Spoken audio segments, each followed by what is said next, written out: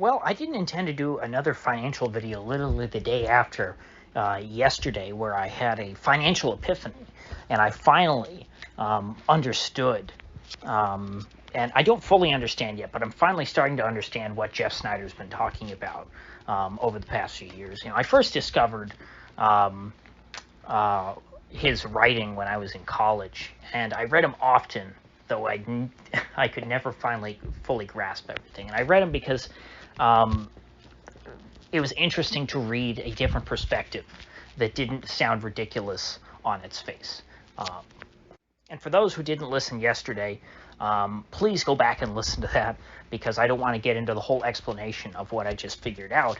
But looking at the markets today, it seems to be to very much support Jeff's whole thesis about the current state of financial markets.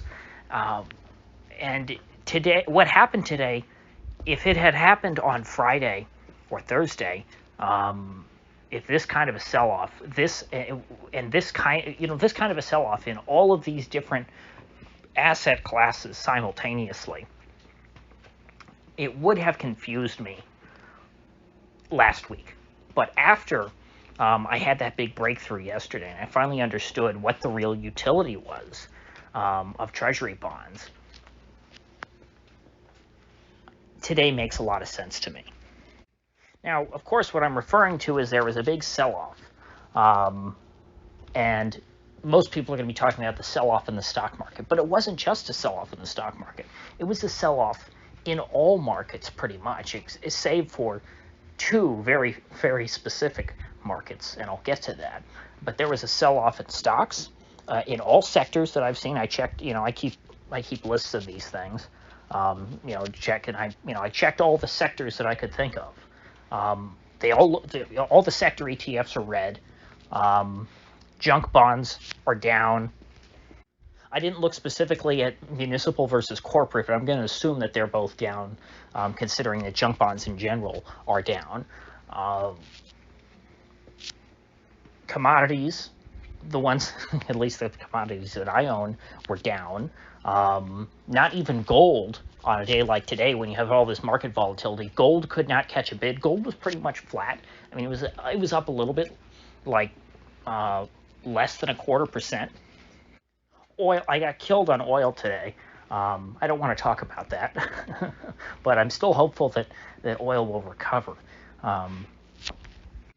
But what were the two green spots? I saw two spots of green today. It was no sector of the stock market. It was no junk bonds. It was not in any commodities. What I saw turn green today and perform very well were U.S. treasuries and mortgage-backed securities. Last I checked, the 10-year yield was at like 1.7 something. Absurdly low, obviously well below the rate of inflation, a deeply negative real interest rate on the 10-year treasury yield. And I have been unable, until this weekend, to come up with a reasonable explanation as to why the bond market has been willing to accept negative real rates so far out, the treasury yield curve. And the only explanation that makes sense is Jeff Snyder's, which is that these bonds are being purchased not as investment vehicles, but as sort of collateral insurance, so that financial institutions are able to continue to finance their leveraged asset purchases, their leveraged positions, which they finance in the repo market, which is very short-term funding and is highly susceptible to changes in market price and liquidity concerns. And so those treasuries are useful. The reason why, on a day like today, there's a scramble for treasuries and yields plunge is because they want to own these treasuries so that they can borrow against them to finance their purchases of more riskier, higher yielding assets. So that's the first reason why treasuries would perform well, and literally everything else is selling off. And even gold couldn't catch much of a bid, because if these institutions, if they need liquidity, and they've got gold on their balance sheet, from what I understand, people don't use gold as collateral in the repo market. And so if they had gold on their balance sheet, they're going to sell it off, if I'm correct, which would negate whatever bid gold is catching from people who are, buying gold in sort of a flight to safety kind of move. So in other words, if you're looking at this purely as a flight to safety, gold and treasuries should both catch a bid from that. But treasuries are also catching a massive bid from the demand for treasuries as collateral. And something that took me a long time to understand is that, well, what's the point in buying treasuries to use them as collateral? If you have the money to buy the treasuries and you're going to borrow against the value of those treasuries, well, why not just take the capital that you spent to purchase the treasury to go and finance these positions? Why can't you make your margin calls, which is what essentially these these financial institutions are dealing with. It's what we would call a margin call, I think, in common parlance. Why wouldn't you just take that money that you're using to go out and buy the treasury to fund that asset position?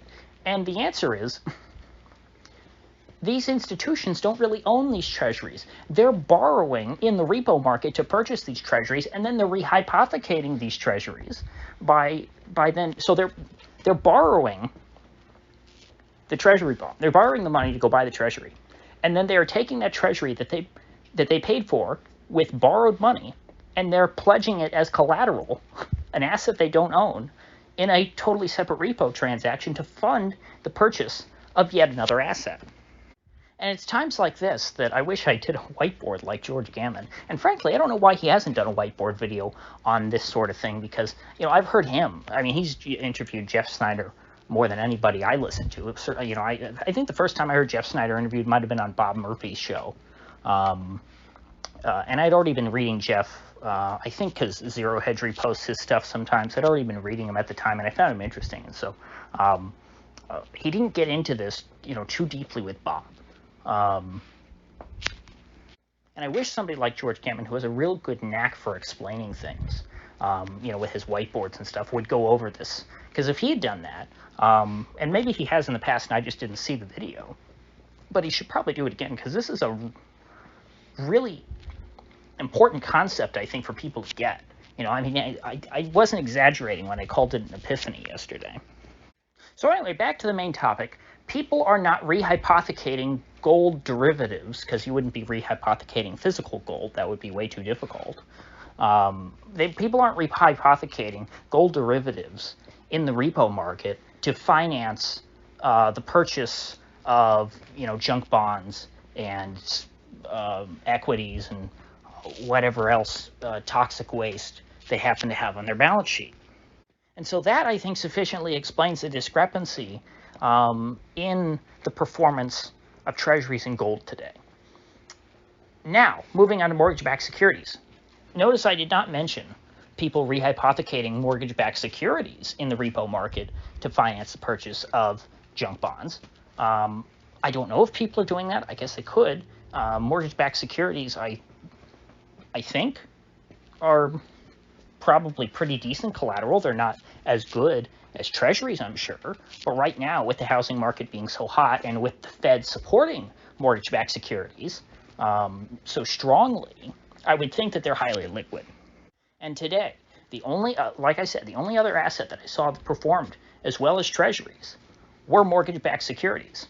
And, lo and behold, those are the two assets that the Fed is directly purchasing themselves. And honestly, if I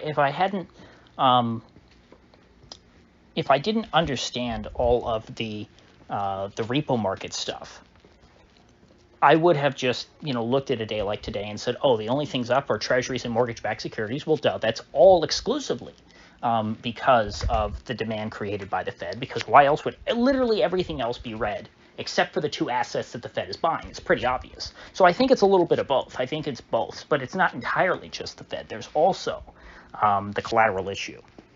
And so in a way, this should send a message to the Fed. And I think that the message that I don't think they're going to receive the right message, but the message they're probably going to receive is, oh,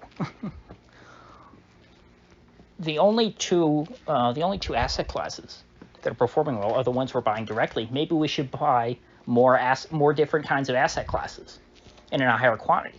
Because maybe they'll say to themselves, gee, maybe it doesn't matter how much we buy, how many treasuries we buy every month. Maybe that's not enough. Maybe we have to go directly now again into the junk bond market, which they did last year. In March of 2020, they went in and bought junk bonds. Maybe, as I said last week, was it, or the week before? Don't be surprised if the Fed moves in to start buying equities, because again, if you look at it today, the Fed is buying $120 billion a month in treasuries and mortgage-backed securities. If they were buying $120 billion a month in, SPY and QQQ, do you think that today would have looked a little different? Do you think that maybe today SPY and QQQ would have performed comparably to treasuries and mortgage-backed securities? Probably. You certainly could say that for the likes of J&K. Something else to consider. This current bull run is getting a little long in the tooth when you look at it in terms of stimulus checks. The post-March 2020 bull market has been fueled and accompanied, I should put it this way, it's been accompanied by recurring stimulus checks every few months. And it's been, what are we in, July? I believe it was March the last time stimulus checks went out. And you could say, but look, these quote unquote child tax credits are going out, which are basically universal basic income. That's putting cash in people's pockets. Shouldn't that do something to lift equities and to lift financial markets? Well, no, because think about if you're looking to push retail into the market, which again, this is what happens at the end of every bull market. We see retail have to surge in there in order to keep the party going because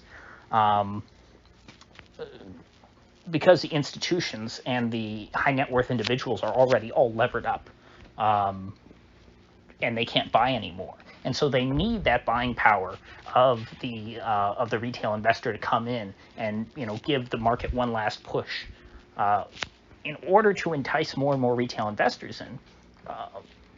Who's going to be that archetype? Who are you looking for? Is it, the responsible parent, with two kids, who's living paycheck to paycheck? No, I mean, if you send a family cash payments, they're probably going to go out and spend that, and taking care of their kids. But if you want them to go out and buy Tesla stock or something, you should probably be sending that money to single people who have no responsibilities and no family and nothing to lose in life.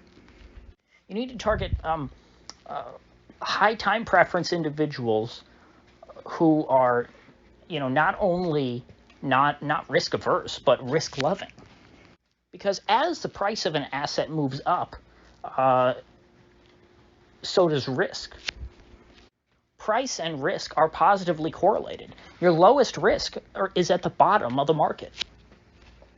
And so sending money to hungry families is not going to lift equities in the same way that's just mailing checks randomly to everyone in the country is, because overall, that group of people, that's a subset of the population who is going to be more risk averse than the overall population.